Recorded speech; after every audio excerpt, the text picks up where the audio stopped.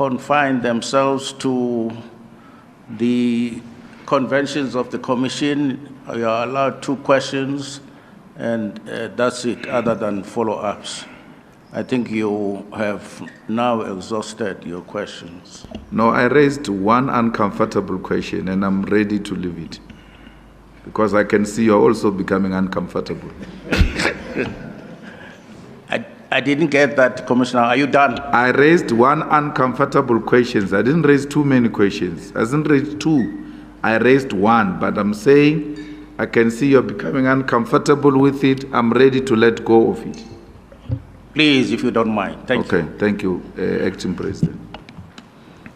President, Judge, I just want to understand why it's what is your understanding in terms of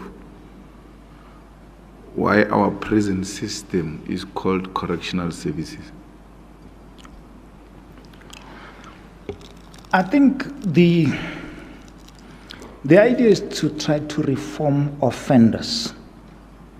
Hence, even the language, they're not called prisoners and all that. They would refer them as I think the whole idea is to rehabilitate with the intention of reintroducing these offenders back into society. So in the rehabilitation of these inmates and reintegrating them into society, what will the society benefit if we were to incarcerate an 8-year-old, rehabilitate and integrate into society? Because by the time he gets back into the society, there's no longer a human being there. I think you're asking a very good question, Mr. There remains. You're asking a very good question, Mr. Malema. But my answer to you is this, that you should understand the nature of our work as judges. Parties bring their dispute to us before court. Parties have legal representation who formulate the issues, who would refer you to authorities, decided cases and all that. And then, much as you have a wide discretion, you can't go beyond what is before you. You can't go on a frolic of your own, do your own little research on the corner there, and put it in a judgment because you think that is right. Your hands are tied in the sense that you are called upon to discuss a live issue. You are not called upon to speculate. You cannot, I mean, the question that you are asking me is really hypothetical. And the nature of my job is to hear evidence, be open to persuasion by counsel on both sides, research the law, and make an order in line with the arguments that have been presented before me. If I want to do my own private research, I must invite the lawyers to make supplementary heads, deal with what I think is a correct position. So, in short, Mr. Malema, the point I'm making to you is this, that as judges, we do not deal with hypothetical cases. Cases are fact-specific. You are guided by the facts of the particular case, the arguments that is presented before you, and then you are able to write the judgment.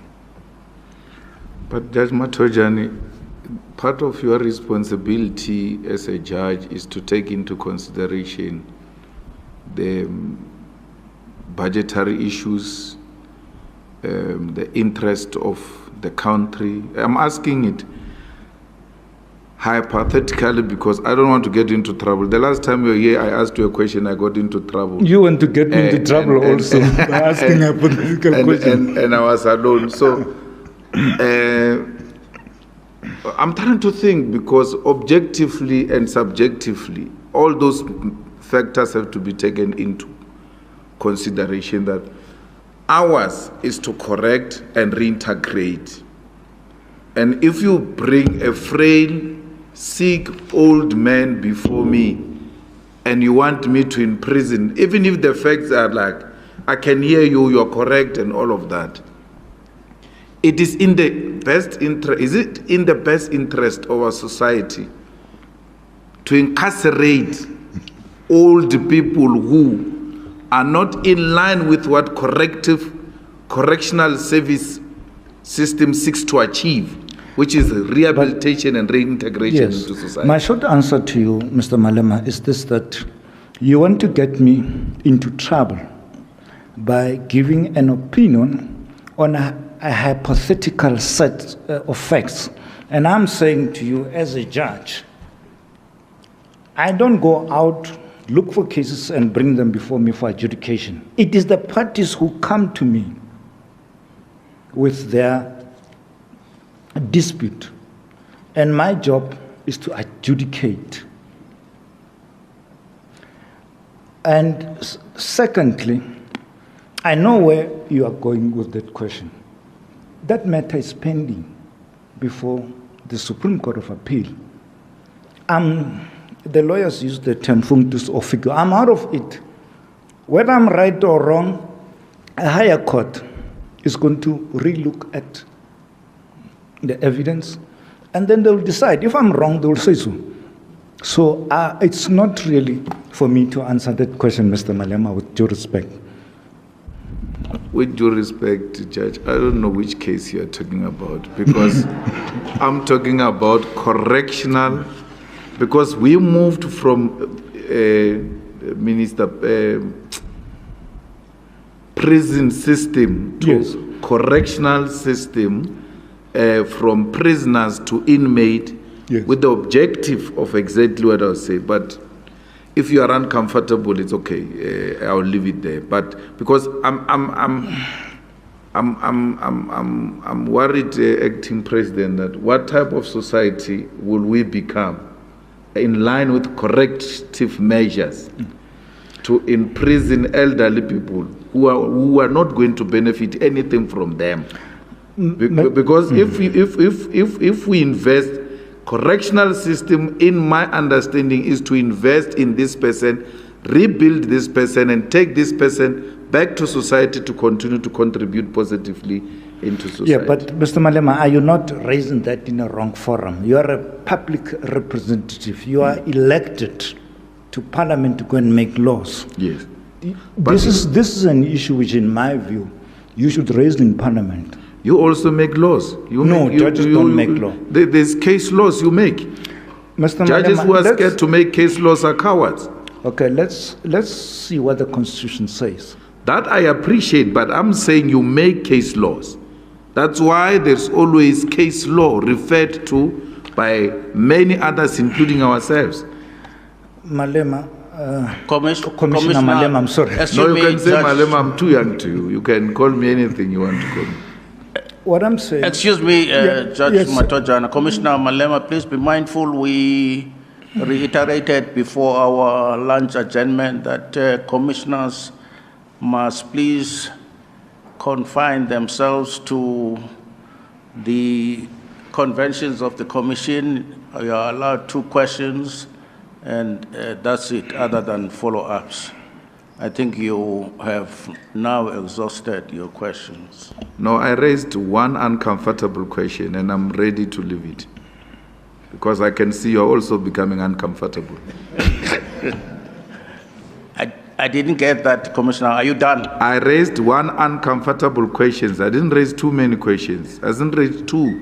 I raised 1, but I'm saying I can see you're becoming uncomfortable with it. I'm ready to let go of it. Please, if you don't mind. Thank you. Okay, thank you, Acting President. Thank you, Judge. Even though I thought that there's no president in Lesotho, I misunderstood you and said president of Lesotho. Thank you, TCJ. Thank you very much. Thank you. JP Mlambo? No, Thank you very much, TCJ. Sorry, JP. Is it a follow-up? Yeah, just on this one. All right. What do you mean by president of Lesotho? Yes, I'm sorry. That was a miss. It was the minister that was in fact party to the proceedings. Thank you, Mr. Malema, Commissioner Malema.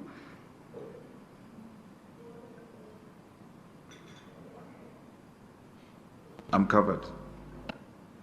Thank you, Commissioner. Commissioner Malema, your hand had been raised earlier. Do you still want to pose questions? Go ahead. Thank you very much. Morning, Judge. Morning, There is Commissioner. this thing that you are the most preferred person when it comes to high-profile cases there in Pretoria, and where JP sits in those cases. If it's a full bench, you are likely to be part of that full bench. Is that correct? Sorry, can I just rephrase? Are you saying that I sat on a lot of full benches with the JP? Maybe let me start with the first one. Okay. There is this thing that you are the most preferred judge when it comes to high-profile cases, one. Two, despite the fact that there are more senior judges there, you'll always be picked for high-profile cases. And two, that you'll sit in the most cases where there is a full bench led by the JP. Can I start with the second question? Yes. I sat in one full bench with the JP. No other full bench have I ever sat with the JP. So I don't think that's correct. I don't know. The workload is divided as follows. There's no preferences. The JP has a roster which he hands out the 2 weeks or 3 weeks before the next term. So you get a roster, and you allocate it according to that roster. So I want to say that except for the equal education matter, which I'd said to the JP, there's 3 urgent matters. We haven't got enough judges when I was DJP. I'll do one unless he can get me another judge, and we can do the others. I've been allocated according to the roster, not special circumstances. The only one, as I said, that I can honestly say was equal education, where I sort of offered because there just wasn't another available judge. You must also remember that urgent matters come in, which would be high profile. Okay, and they write to the DJP and they say, look, I'm issuing this, you must get me a full court, you must whatever. So we then write back to them and say, okay, that's fine, we'll try and see, and you're sitting praying, hoping a judge becomes available. We don't have extra judges. So by the time the matter is ripe for hearing, the DJP then phones the JP, and the JP, and he says, I've looked, no judges come free on the opposed motions, no judges come free on the third court matter. Can he free up somebody? And we often then go to the civil trial court because there we can free up somebody. So there isn't a preferential system. Have you ever written a judgment